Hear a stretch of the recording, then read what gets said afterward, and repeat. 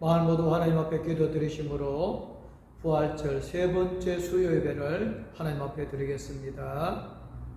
여호와를 경외하며 그의 길을 걷는 자마다 복이 있도다. 내가 내 손이 수고한 대로 먹을 것이라. 내가 복되고 형통하리로다. 아멘. 독생자 예수님께서 십자가 고난을 이기시고 부활하시어 교회의 영원한 머릿돌이 되게 하신 하나님 아버지, 부활의 능력으로 저의 영혼을 움츠리게 만든 모든 잘못을 말씀으로 치유하여 주신 은혜를 감사를 드립니다. 잠자는 자들의 첫 열매가 되신 주님의 은총을 사모하여 나왔사오니 예배 자리에 함께한 모든 성도들에게 부활의 믿음을 주시고 홀로 영광 받으시옵기를 예수님의 이름으로 기도드리옵나이다. 아멘. 찬송가 412장 하나님께 찬양 드리겠습니다.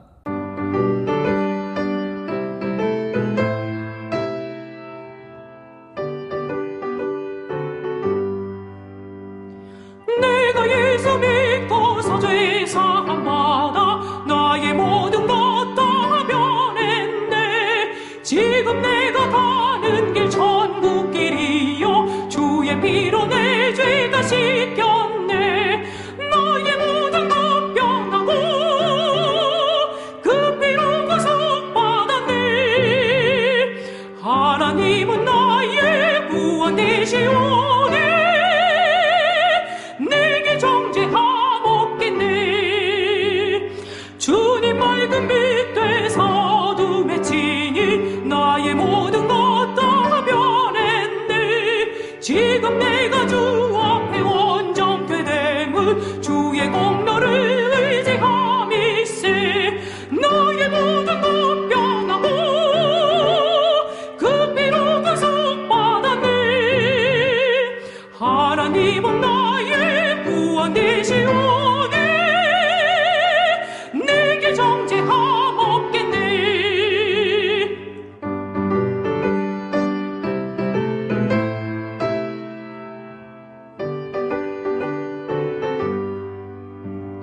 내게 성령이 임하고 그 크신 사랑 나의 맘에 가득 채우며 모든 공포 내게서 물리치시니 내 맘 항상 주 안에 있겠네. 나의 모든 것 변하고 그 피로 구속받았네. 하나님은 나의 구원 되시오네. 내게 정죄함 없겠네. 오늘 우리에게 주시는 말씀은 호세아 14장 9절 말씀입니다. 누가 지혜가 있어 이런 일을 깨달으며 누가 총명이 있어 이런 일을 알겠느냐. 여호와의 도는 정직하니 의인은 그 길로 다니거니와 그러나 죄인은 그 길에 걸려 넘어지리라. 아멘. 찬송가 438장 하나님께 찬양 드리겠습니다.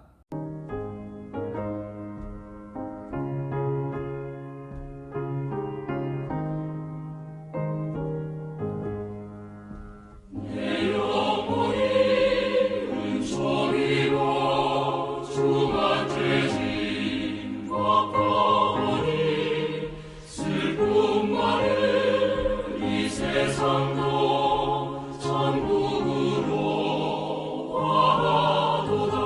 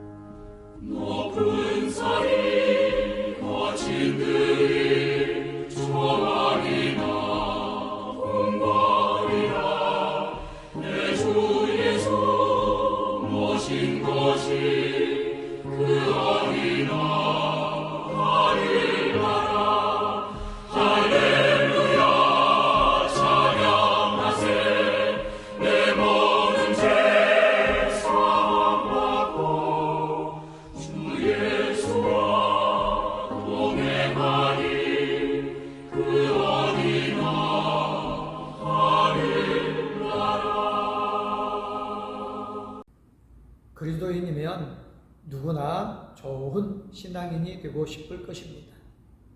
좋은 신앙인이 구체적으로 어떤 모습인지에 대해 이해는 서로 다를 수가 있습니다만 모두 같은 열망을 품고 살아갑니다. 김옥림 시인의 이슬이라는 시가 생각납니다. 시에는 다음과 같은 구절이 있습니다. 이슬 같은 맑은 사랑이고 싶다. 티끌 하나 없는 아침 햇살에 고요히 눈뜨는 이슬처럼 홈집 하나 없는 투명한 만남이고 싶다. 그리스도인이라면 이 시를 하나님과의 관계에서 이렇게 바꿔 노래할 수 있지 않겠습니까? 이슬 같은 맑은 신앙인이고 싶다. 티끌 하나 없는 아침 햇살에 고요히 눈뜨는 이슬처럼 큰 집 하나 없는 투명한 만남.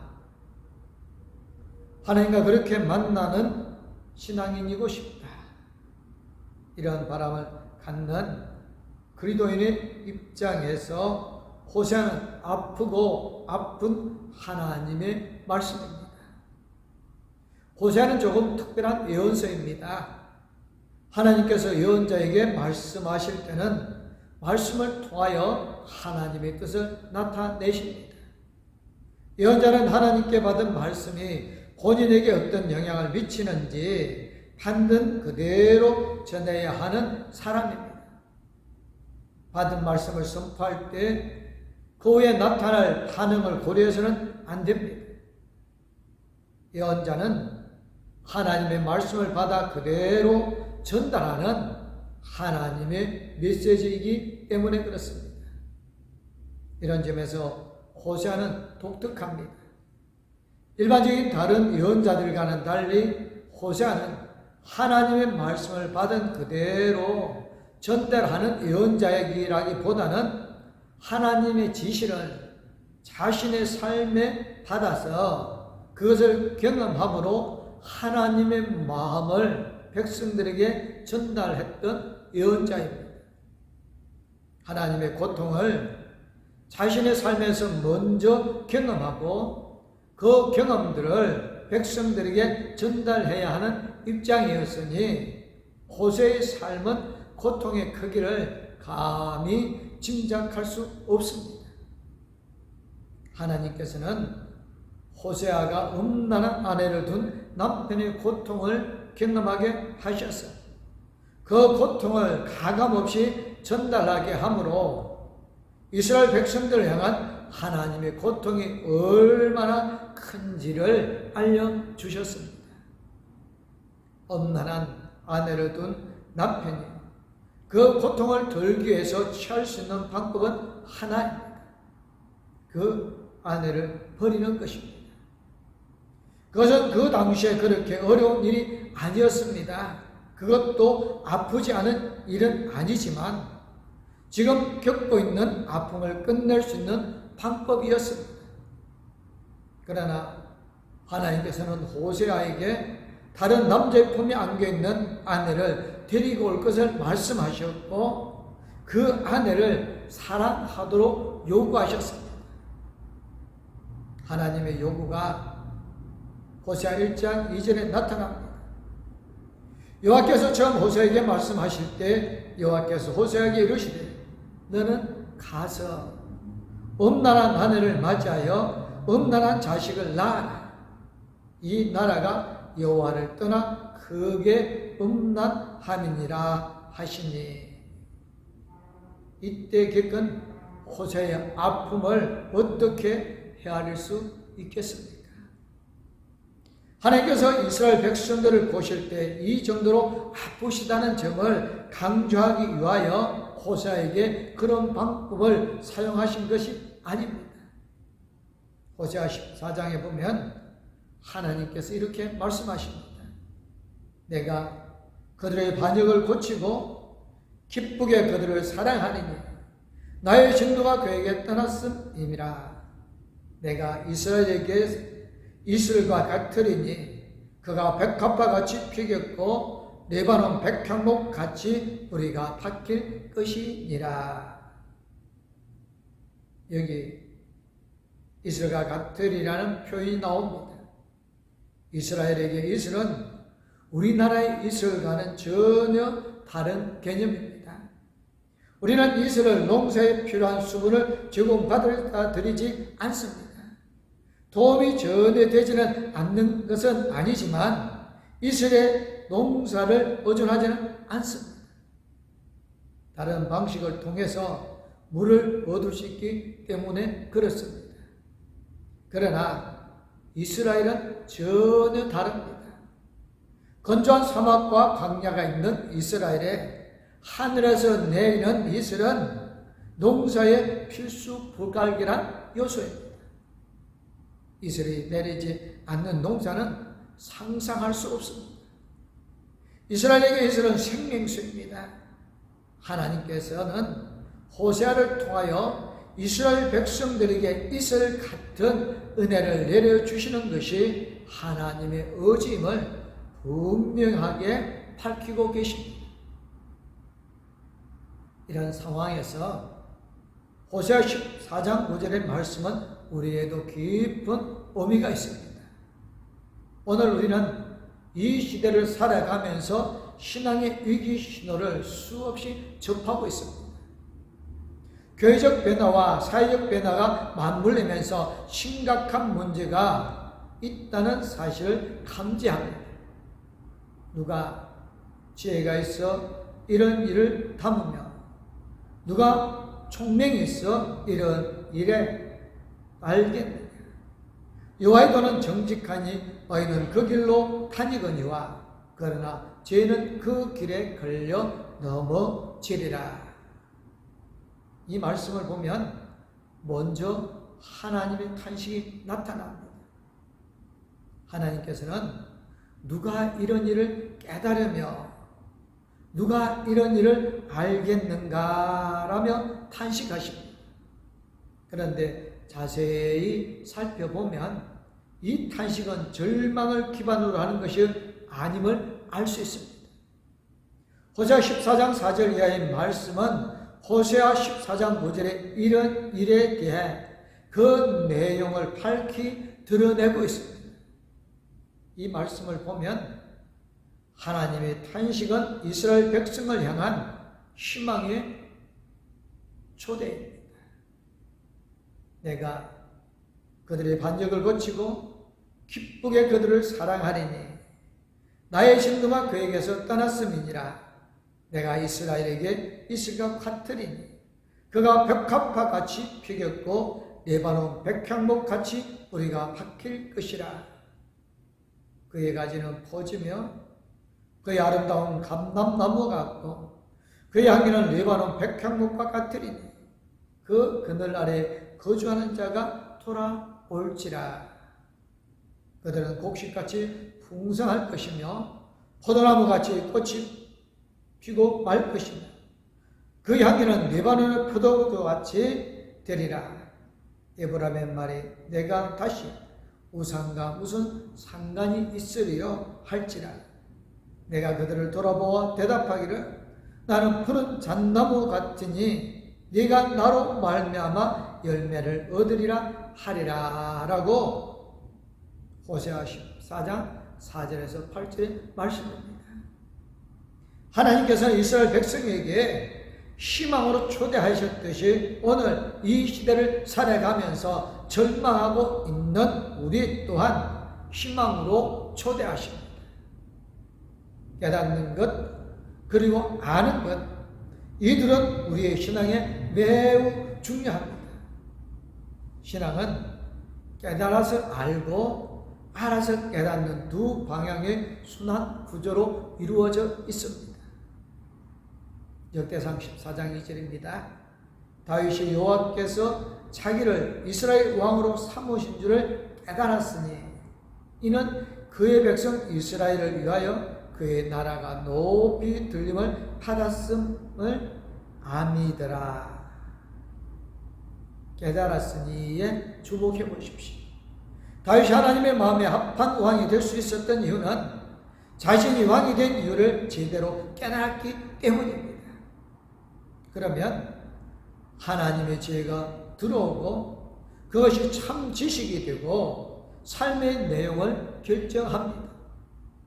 여러분, 하나님의 탄식에 나타나는 깨달음과 하나님을 아는 지식을 요구하시는 하나님의 희망 초대장에 제대로 반응한다면 하나님의 약속이 여러분의 삶의 그릇에 담기는 아름다움을 경험하게 될 것입니다. 2024년 우리 교단 총회와 우리 교회의 주제는 복음의 사람, 예배자로 살게 하소서입니다. 주제를 살펴보면 복음의 사람을 예배자로 사는 사람으로 정의합니다. 이 주제를 보면서 예배자로 살아야 한다는 요구에 응답하기 전에 예배자에 대한 분명한 자기 고백이 필요하다는 점을 잊어서는 안 됩니다. 예배자는 누구입니까? 오늘의 말씀을 견주어보면 지혜가 있어 하나님의 마음과 뜻을 헤아릴 줄 아는 총명한 사람입니다. 하나님의 마음과 뜻을 헤아릴 줄 아는 그리스도인과 교회에는 희망이 있습니다. 우리는 이 도전 앞에 응답할 수 있어야 합니다. 호사 14장 9절 상반절에 하나님의 탄식이 나타나지만 뒤이어 그 탄식을 아는 사람이 걸어갈 길이 드러납니다. 여호와의 도는 정직하니 의인은 그 길로 다니거니와 그러나 죄인은 그 길에 걸려 넘어지리라. 하나님을 깨닫고 하나님을 알게 된 다음에는 하나님께서 원하신 길을 자신을 건너가게 되어짐을 발견하게 되어집니다. 누가복음 24장 25절입니다. 이에 그들이 마음을 열어 성경을 깨닫게 하시고, 이 말씀은 예수님이 부활하신 제자들에게 나타나신 상황에서 예수님이 제자들에게 무엇을 하셨는지 보여주는 말씀입니다. 예수님은 부활하셨습니다. 제자들 이 사실을 알아야 하는 사람들입니다. 왜냐하면 예수님이 십자가에 달려 돌아가시기 전에 제자들에게 여러 차례에 걸쳐 부활을 예고하셨기 때문입니다. 그러나 그들은 깨닫지를 못했습니다. 심지어 예수님을 함께 따랐고 예수님과 동행했던 마리아 일행 중에도 있었음에도 불구하고 그들은 예수님의 부활을 받아들이지 못했습니다. 말하자면 깨닫지 못했습니다. 그러나 예수님 마침내 그들을 깨닫게 하셨고, 깨달은 그들은 예수님의 분부대로 움직이는 사람들이 되었고 그들의 삶은 완전히 달라졌습니다. 깨달음은 삶을 변화시키는 동력입니다. 성경이 처음부터 끝까지 우리에게 들려주시는 분명한 메시지는 우리가 하나님의 의의 기준에 맞출 수 없다는 것입니다.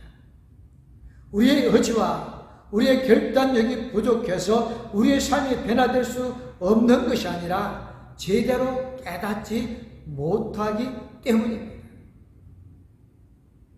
2015년 사우스 캐롤라이나의 찰스턴의 한 흑인 교회에서 한 백인 남성이 난입하여 수요일 예배에 참여한 신자들에게 총을 쏜 뒤 달아난 사건이 있었습니다. 이 총기 난사로 8명이 현장에서 즉사하고 병원으로 옮겨진 2명 중 1명도 사망했습니다. 이는 미국 시학의 인종 혐오 범죄 중에 하나로 기록되었습니다. 왜냐하면 범인 딜러 루프는 백인 우월주의와 네오나치즘에 심취된 청년이었고 그 흑인 교회는 흑인 기독교 역사에 매우 중요한 상징성을 가진 장소로서 1891년 이 교회를 창립한 인물 중 한 명인 덴마크 베시는 1921년 노예 해방 운동을 조직했었기 때문입니다. 그러한 이유로 이 사건은 미국 전역에 관심을 불러 일으켰습니다. 그러나 이 사건이 더 큰 관심의 대상이 되었던 이유는 혐의를 재판하는 법정에서 일어난 일 때문입니다. 유족 엘레나 시몬스가 법정에서 보인 모습은 미국 전역에 참 그리스도인이 어떠함을 드러냈습니다. 그녀는 총기 난사 사건으로 세상을 떠난 그 교회 목사 다니엘 시몬스의 손녀입니다. 할아버지와 다른 희생자들이 주모의 손에 의해 돌아가셨지만 모두가 당신의 영혼을 위해 기도하고 있습니다. 그녀는 이어서 말합니다. 이는 우리가 사랑으로 살아왔으며 이번 사건도 사랑을 유산으로 남긴 것이며 죽어는 결코 사랑을 이길 수 없다는 것을 보여주는 증거입니다. 하나님의 사랑을 제대로 알고 깨달은 사람은 이렇듯 하나님께서 원하시는 의의 길에 설 힘을 얻습니다. 깨달음과 의의 길에 서는 것은 서로 분리되어 있는 것이 아니라 결합되어 있는 한 덩어리입니다. 여러분의 삶에 성령께서 깨달음 은혜를 베풀어 주심으로 그 감동이 삶의 변화로 나타나는 경험이 축적되고 그것이 삶의 양식이 되어 참된 예배자의 삶이 어떠한지를 증거하는 증거자들이 되어지시기를 주님의 이름으로 축복합니다. 아멘. 기도하겠습니다. 사랑의 하나님 감사합니다. 부활의 첫 열매가 되신 예수 그리스도로 말미암아 우리 하나님의 거룩한 자녀 되어지고 택한 백성 되어지게 하여 주셔서 예배자의 삶을 살아가게 하여 주심을 감사를 드립니다. 2023년 종교와 교회가 복음의 사람 예배자로 살게 하소서입니다. 하나님 봉독계 성도들 한 사람 한 사람 성령 충만함으로 이끌어 주셔서 우리의 삶이 하나님 앞에 온전한 거룩한 예배드리는 삶이 되어지게 하여 주실 줄 믿습니다. 하나님께서 우리 아름다운 예배를 기뻐 받아주시고 넘치도록 복의 복을 다하여 주시옵기를 예수 그리스도의 이름으로 기도드리옵나이다. 아멘. 이제는 우리에게 새 생명을 주신 우리 주 예수 그리스도의 영원히 우리와 함께 해주시는 하나님 아버지의 그 큰 사랑, 우리 나갈 길을 인도해 주시고 동행하여 주실 성령님의 감화 감동 위로 교통 충만하시며 예배자의 삶을 살아가기로 원하는 봉독교의 모든 성도님들과 가족들 위해 이제부터 영원토록 함께하옵기를 간절히 축원하옵나이다. 아멘. 하나님 이 가정을 축복하소서. 하늘에 신령한 복으로 하나님 이 가정을 축복하소서.